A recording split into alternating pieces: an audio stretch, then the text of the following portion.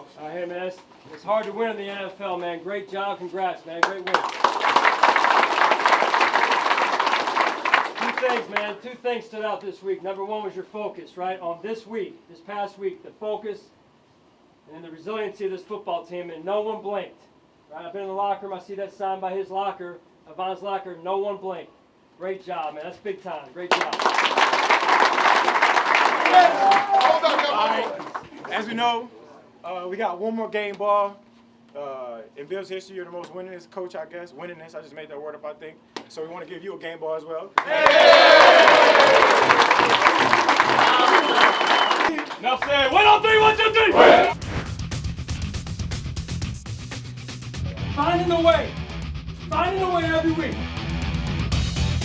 How about the Buffalo Bills? No overthinking, right? Go play some ball. Go play some football. It's an exciting time to be a Buffalo Bill and a fan of the Buffalo Bills.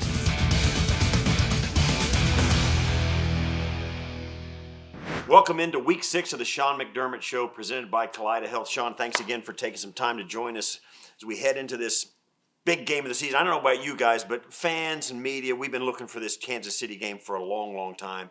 As we get into this Week 6, how do you feel about your team after 5 games? I feel good. We've certainly been able to pull some games out.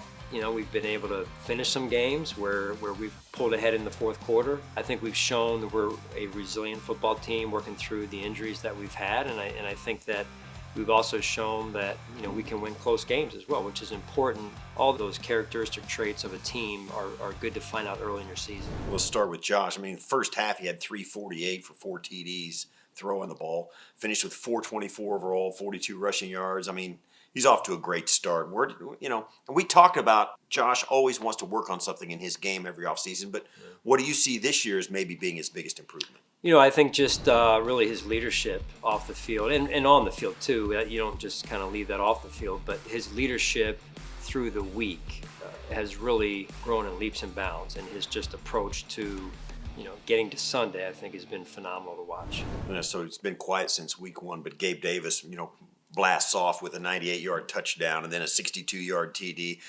How important and what kind of ripple effect does his success have for the whole offense when you've got Diggs on one side and then your running game, your running backs, and doing all the stuff that they're doing with all the other guys involved? When Gabe plays well, how does that affect everything else? Well, I think it balances out the field a little bit to where they can't just focus on one receiver and Steph Diggs, and now it can say, hey, well, if they're allocating two defenders over here, we've got Gabe over there, and then when you have other receivers and tight ends coming alive and just Josh doing a great job of spreading the ball around, I think that was fun to watch. So Isaiah McKenzie can't make it in for the game. He's still in the protocols. Shakir steps up, 3 receptions for 75 yards, his first career touchdown. And then James Cook snaps off a nice 24-yard touchdown. Kyer, they were throwing at him the whole first half, and then he comes off and gets an interception.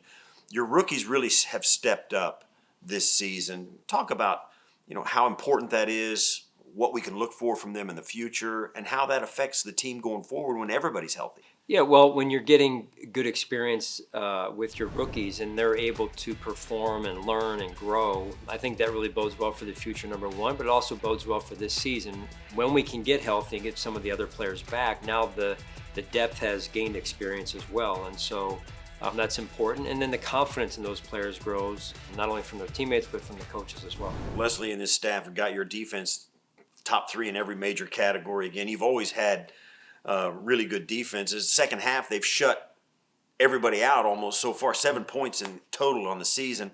You've got a top defense every year. Why is this group special? Well, I think it starts up front with Von, with Ed, with Daquan. I'm going to leave names out. I could go on forever. I mean, we've got guys that love to play. They're in sync with one another. They take pride in stopping the run as well as rushing the passer, and I think that's an important facet. So our defensive line is really where it starts.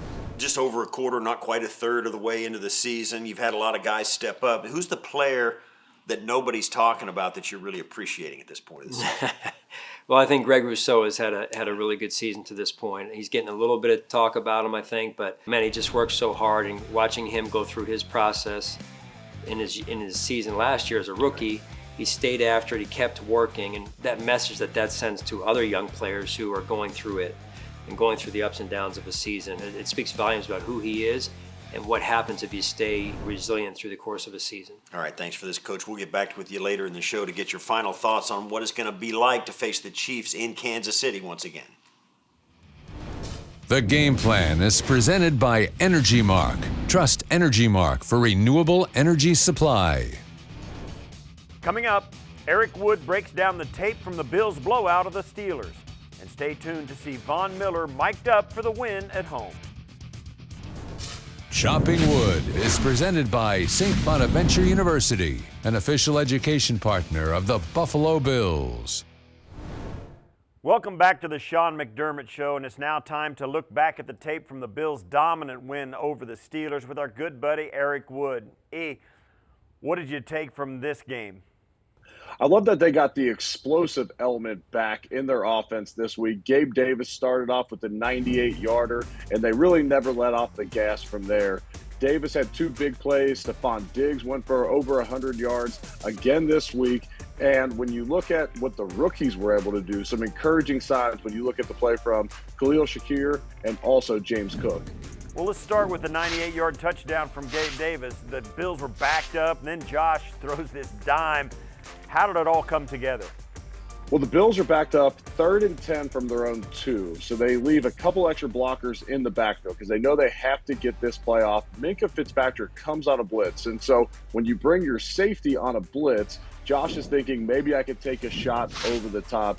Gabe Davis runs a post. He's able to get past Levi Wallace, and then really Josh puts it up in the air, and Gabe Davis is off to the races. Then a few possessions later, they dialed up another deep shot to Gabe Davis as well. This one went for 62 yards. What did you see here? The Steelers only bring 3 rushers on this play. Generally, when you drop 8 defenders, you're not thinking you're going to give up a touchdown over the top of the defense. But Josh, in maybe one of the most effortless 64-yard throws all through the air here, just unbelievable precision and arm strength by Josh Allen. And he does a great job of just letting this play develop and then giving his guy a shot. And Gabe Davis wrestles the ball away after getting it with one hand, wrestles it away from Minkah Fitzpatrick for the touchdown. And then on their next drive, Josh connected with Diggs for a 15-yard touchdown. Break this one down. The Bills run hard play action here, and the Bills ran a number of RPOs throughout the game. And here, I believe this is actually an RPO as well. And you could tell because Mitch Morse, the center, he's going to get up the field. Now, on the RPOs, you don't want to get up the field too fast because if you're blocking more than a yard down the field, that's a penalty. But Mitch is disengaging from the defensive tackle and heading towards the linebacker. And so that's how you know this was a run play. And Josh just likes the look on the outside. The linebackers suck up, and he's able to hit Diggs for an easy touchdown. All right, well, let's take a look at the rookies now. Khalil Shakir stepped up with some big plays in the absence of Isaiah McKenzie. What did you see on his first career touchdown? The Bills are in a 3-by-1 set here. They motioned Diggs inside, and Shakir's just on the inside of that 3-by-1 set, and he's just going to run a deep over versus man-to-man defense. And Shakir is not a natural burner. He doesn't have huge top-end speed, but he shows off some wheels here and some speed, just breaking away from the defender. Josh gives him a chance. He does a great job securing the football, getting in the end zone for his first career touchdown. And another rookie got his first touchdown as well in this game, James Cook. He runs one in from 24 yards out, really to put the game on ice. Break this one down. The Bills have 6 offensive linemen in the game here, so they have Bobby Hart at tight end as well as their 5 blockers on the field, plus Tommy Sweeney. And they just run an inside zone concept to the left. James Cook does a great job putting his foot in the dirt, getting behind the block of Bobby Hart, who's washing the defender down the line of scrimmage. And then one of the best safeties in the league, Minkah Fitzpatrick, James Cook makes him miss on the way to the end zone. Great stuff as always. Thanks for this, Eric. We'll catch up with you after the bye to preview the Bills game against the Green Bay Packers. Looking forward to it, Steve. When we come back, we'll have Von Miller mic'd up, and later we'll break down the next-gen stats on Sportsology.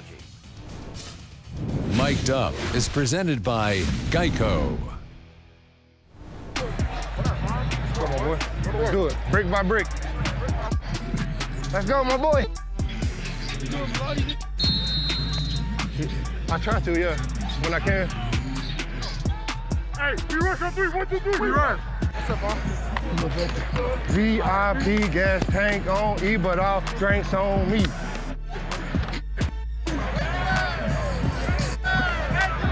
Come on, boy. Let's go.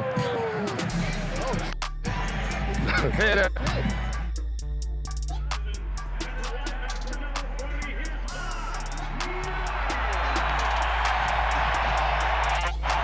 Let's go! Let's go!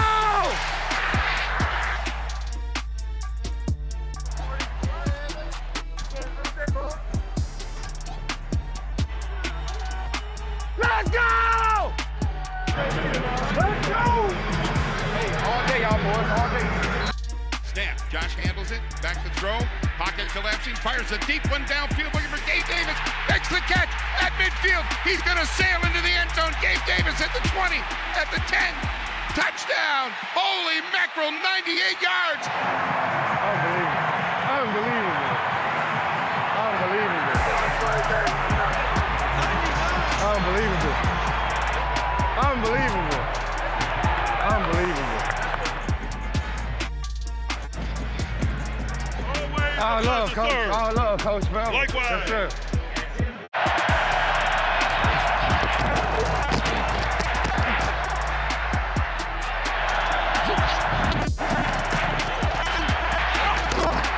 Lock up, D. Lock up, lock up, lock up, lock up.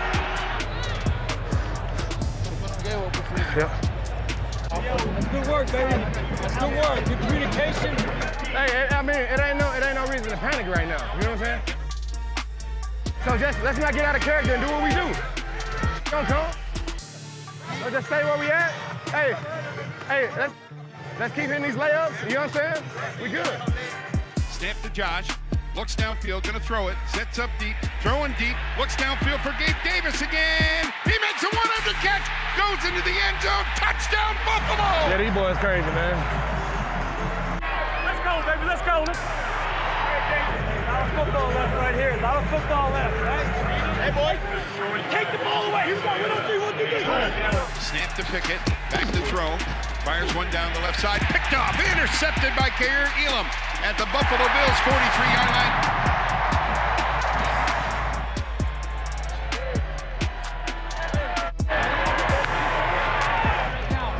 Sack on this drive right here. You got it? Yes, sir. Need it.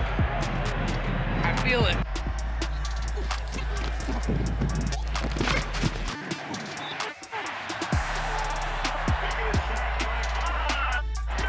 Let's go!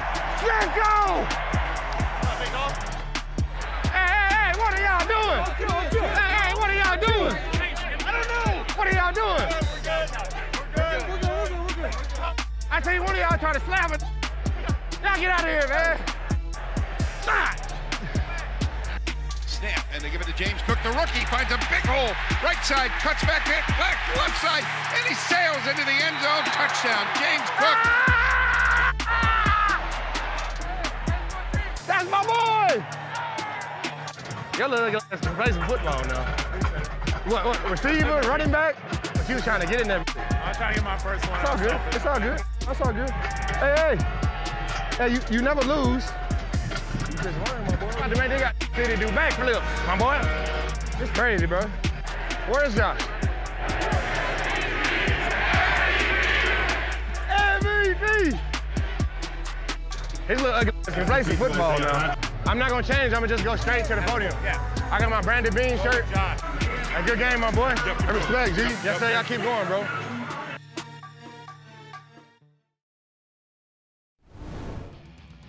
Still to come on the Sean McDermott Show, we'll take a look at the Bills' next-gen stats from the win over Pittsburgh. And stay tuned to hear Coach's final thoughts on facing the Chiefs. Sportsology is presented by ECMC. ECMC, bringing hope and healing to Western New York. Josh looks left, scans the field, has time, guns one straight down the middle. This one is caught by Khalil Shakir, and he goes down in Pittsburgh territory. It's 2nd down and 10 from Buffalo's 35. The Bills' offense is in an 11 personnel set up against a 3-3-5 Steelers nickel defense. Josh Allen is in the shotgun. Bills rookie wide receiver Khalil Shakir is aligned in the right slot. The ball is snapped and Shakir runs a go route. Allen waits for 2.77 seconds before throwing at Shakir for a gain of 31 yards. On this play, Shakir traveled a total of 32.22 yards, the most of any player. He was also the fastest player on either team, topping out at a speed of 17.43 miles per hour. Allen's pass was in the air for 1.4 seconds and traveled at a speed of 35.06 miles per hour. This play had a 31.4% completion probability, and it took 5.3 seconds to complete. Snap to Pickett, back to throw, fires one down the left side, picked off, intercepted by Kaleida Elam at the Buffalo Bills 43-yard line. It's first down and 10 from Pittsburgh's 37. The Steelers' offense is in an 11 personnel set up against a 3-3-5 Bills nickel defense. Steelers wide receiver Deontay Johnson is aligned wide to the left. Bills rookie cornerback Kaleida Elam is in zone coverage. Pickett takes the snap and Johnson runs a go route. Elam lets Johnson run past while he hangs underneath his route. As soon as the pass is thrown, Elam is in perfect position to intercept Pickett's underthrown ball. On this play, Elam traveled a total of 23.32 yards, and he topped out at a speed of 15.32 miles per hour. Pickett had 2.5 seconds to throw, and his pass was in the air for 1.5 seconds. The Steelers had a 53.8% completion probability, as this play took 6.8 seconds to complete. With this week's Sportsology, I'm Chris Brown. Coming up next on the Sean McDermott Show, Maddy Glab and Chris Brown go inside the matchup with the Chiefs. Plus, Coach gives us his final thoughts on what it will take to get a win in Kansas City. Game Preview is presented by Independent Health. You deserve the red shirt treatment.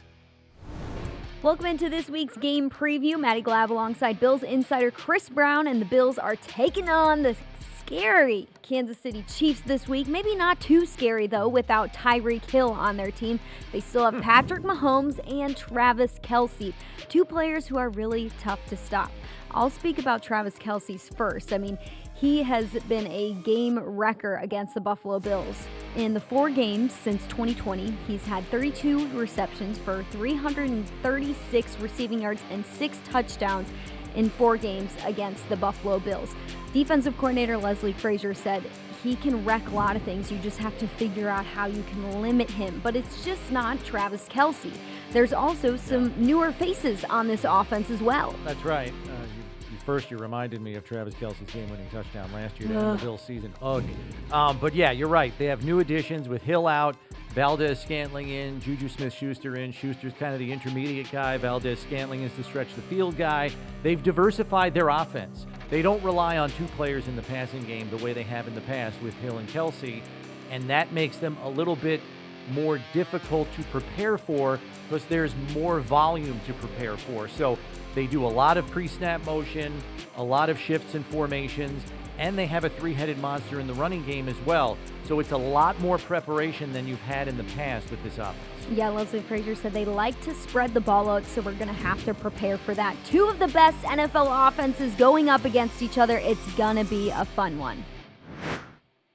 Coach, you're going back on the road for the 4th time this season. Kansas City, you've been there in the playoffs, in the regular season. It's not your division, but you see these guys all the time. How big a rivalry is this game for you guys? Well, I think it's 2 good teams, 2 very good teams that we've played mostly at their stadium, and we've played them recently at our stadium in 2020 where we didn't have fans. So I feel like we travel out there quite a bit, and we're getting used to the hotels out there as well. But we expect Bills Mafia to be out there in full force, and we're going to have a great week of practice, and can't wait to get out there and compete. So you've gone in there in the playoffs the last couple of years. You've won in the regular season there last year, and this game will probably have seeding implications for the playoffs this year. It's only week 6, but how important is it for your team to get experience playing in an environment like that with playoff seeding on the line, with a rivalry against 2 good teams, a team you probably face down the line? I mean, with all that rolled into the mix, how important is it in this game? Well, it's 2 good quarterbacks. Let's start there. We have a lot of confidence and faith in Josh, and I'm sure they do with Patrick. And they've battled before. Our defenses have battled, and it'll be a good contest. It'll probably take 4 quarters or maybe overtime to decide the winner. All right, Coach, thanks for this. We're going to catch up with you after the bye week to preview your next game at home against the Green Bay Packers. And for those of you at home, thanks for watching the Sean McDermott Show presented by Kaleida Health. And as always, we'll see you next time, and go Bills. Final Thoughts is presented by Toyota. Toyota is the exclusive and official vehicle of the Buffalo Bills. Toyota, let's go places. The Sean McDermott Show is presented by Kaleida Health, the official healthcare provider of the Buffalo Bills. By Connors and Ferris, your workers' comp attorneys. Call 716-684-COMP today. By Toyota. Toyota is the exclusive and official vehicle of the Buffalo Bills. Toyota, let's go places. And by Independent Health. You deserve the red shirt treatment.